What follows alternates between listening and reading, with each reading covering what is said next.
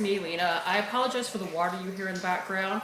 I am defrosting chicken for dinner tonight. Adjusting slightly. Anyways, I have been meaning to come to you with a review of Captain America: The Winter Soldier for a while. As most of you who've tuned into my channel before know, you know that I'm a huge Marvel fan, and you can see the light in the background now. But other videos keep coming up that I want to do. I have certain days of the week that are kind of marked for certain videos, and I saw the movie like 2 weeks ago. 2 or 3 weeks ago, to be honest. But I still wanted to come up and say what I thought about the movie, just in case any of you haven't seen it yet.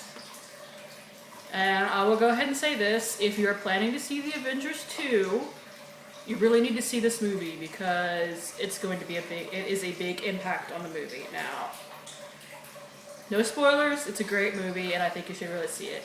From now on, there will be spoilers ahead, so if you haven't seen the movie yet and you don't want any spoilers, just click out now. I will not hate you for it.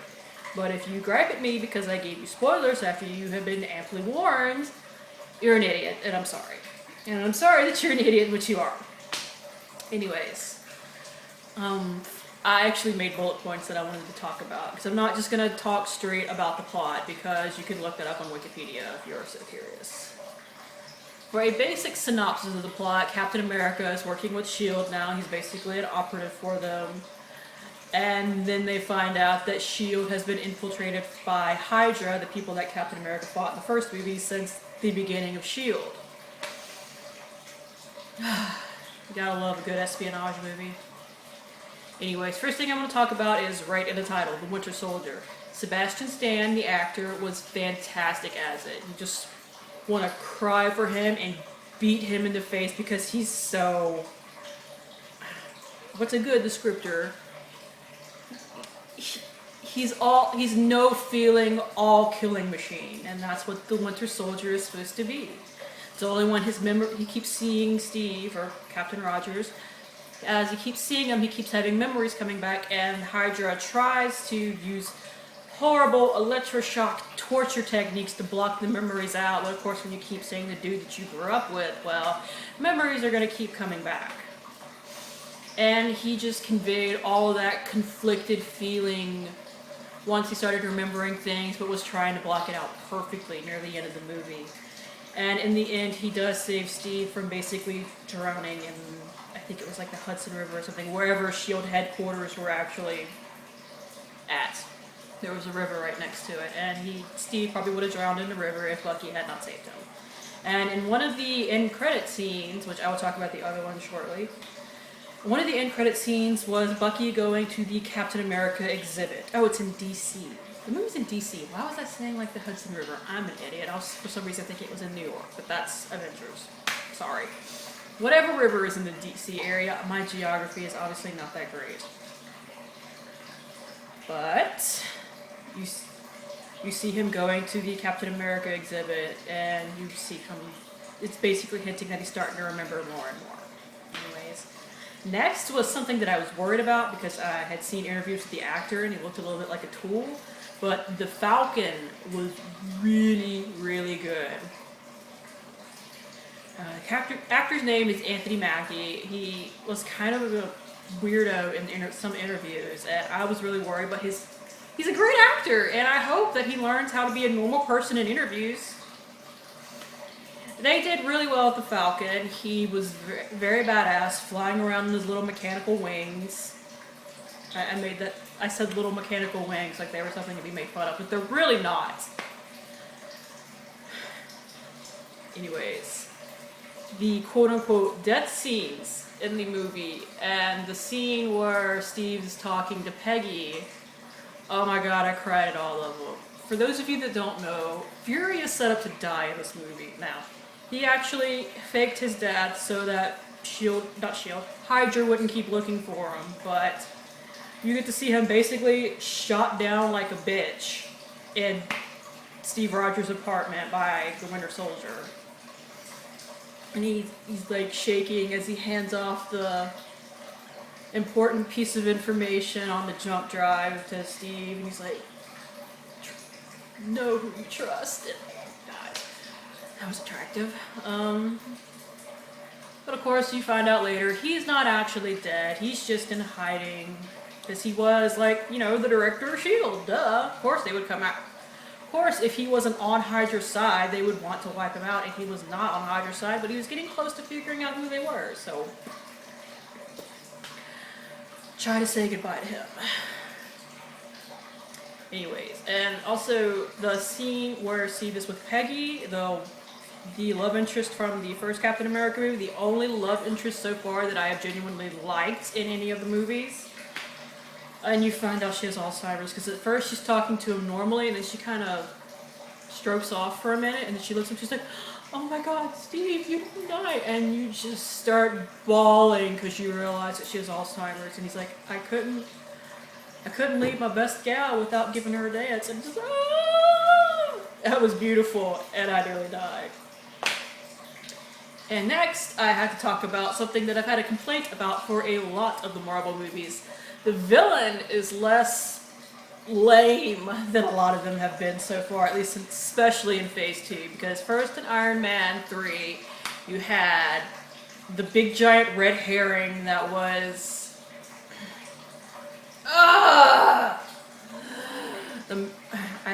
As funny as it was, I wish the Mandarin had really been the Mandarin and not a freaking actor as a front for Killian. The dude that once blew fire and then never used it again as an actual weapon. Sorry. And then in Thor: The Dark World, which I did love, and I rewatched it like last night and still loved it, despite my issues with it now. But when you sign up the Ninth Doctor as your villain, and then you stick him in a giant prosthetic make-up-y mask and barely ever let him talk, it's a waste. Why did you get such a great actor just to waste him? I know, and the problem with Thor: The Dark World was that a lot was cut out. Because for some reason they wanted to get it under 2 hours, although no other Marvel movie has been under 2 hours. But the villain of this piece, well, it's Hydra again, but they have somebody working as one of the actual Shadow Council. I can't remember his name right now. I thought I wrote it down, but I didn't. You know what? I'll just look it up. It was Alexander Pierce. He was the guy played by Robert Redford, if you're not exactly sure who that is. Sorry, my angle changed ever so slightly, because I had to move my camera to look at my computer. Anyways, I won't say that he was menacing specifically, because he was still like a really old dude that I could just kick in the face.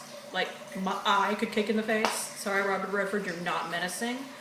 But Hydra as a whole is one of the more badass villains that Marvel has that they haven't screwed with like they did the Mandarin. So, now of course, when you bring in the TV show that is very connected to S.H.I.E.L.D., which is Agents of S.H.I.E.L.D., they're screwing up this great setup royally over there, but I might talk about that in a minute, or I might conclude that with another video. But Hydra is a good villain to have because everybody hates the Nazis. You can't feel anything good for the Nazis. No. So it's a villain that you could just universally hate. You can't make them look good in any way, shape, or form. Sorry, I'm picking at my shirt for some reason. Next, something I was very happy to see, a useful Black Widow. Natasha Romanoff, you stuck her in the Avengers with 4 other superheroes and Hawkeye. Even Hawkeye was a little more useful than her with his bow and arrow. Well, she's like, I have guns, I have electric gloves. Against supercharged aliens, you're crap, and that's why you were the one that got to close the portal with Loki's magical stick of destiny. Anyways, in this movie, against other humans, she was great. She was magnificent, and she actually had enough time to convey emotion. You got to see that Nick Fury was actually like a serious father figure to her, and she was just devastated at his death. And I was really glad to see them use, what the hell is her name? Scarlett Johansson. I actually really do like her, and I just blanked on her name. And I'm glad that they used Scarlett Johansson to her potential, which they really haven't done yet, other than say, oh, look at our girl, she can kick a lot of people in the face, or crush their larynx with her thighs. Let her actually do something. I'm glad that they did that in Winter Soldier. And my kind of funny point, Jasper Sitwell, who is initially promoted up as the replacement of Coulson after he died in the Avengers, because nobody stays dead in the Marvel Universe, let's just be real, especially when Joss Whedon is at the helm of it currently. Jasper Sitwell got the... He went out like a boppo. If anybody knows what that means, feel free to laugh at me in the comments. He had the biggest bitch death of anybody I have ever seen. He was screaming, "I'm going to die, something bad's going to happen" in the car. And by the way, he was a Hydra agent, so let's just get that out there. And the Winter Soldier, before he could go into too much more detail with something, rips him out of the window of a moving vehicle after he landed on said moving vehicle and throws it in front of an 18-wheeler, and he just goes splat. No more Jasper Sitwell. Nobody really likes Jasper Sitwell as a replacement for Coulson that he was kind of promoted to be, at least in some of the Marvel one-shots that they put on all the DVDs. Like, if you saw the Marvel one-shot that was on the Avengers DVD, it was the one where the two people had made a Chitauri gun work again and were robbing banks with it, and he was the main guy that was going out and getting them and dealing with them like Coulson would have done if he had been alive at that point. But nobody really bought him as a Coulson replacement. Coulson, we all loved Coulson because the actor is amazing. Anyways, on to the other end credit scene, because now all Marvel movies have to have at least two end credit scenes. One of them was what I talked about with Bucky. There were no funny ones this time, and I actually really appreciate that, because there were enough funny moments in the movie without changing the tone or making it look weird or anything like that.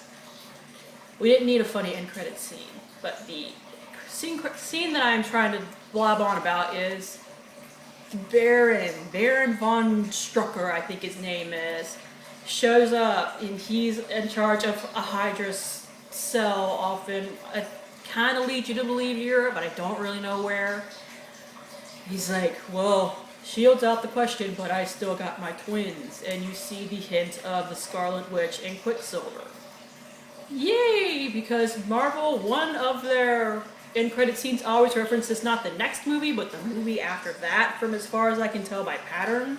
Like in Thor: The Dark World, their canon scene was Sif and Volstagg bringing the Aether to the Collector, referencing towards Guardians of the Galaxy, which I am now really looking forward to. When they first announced Guardians of the Galaxy, I was like, what the hell is that?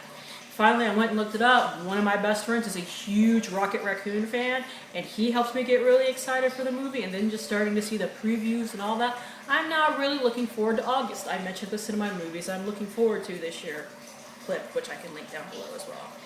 Anyways, to kind of sum everything up, I think this movie was fantastic. I think they handled everything really well.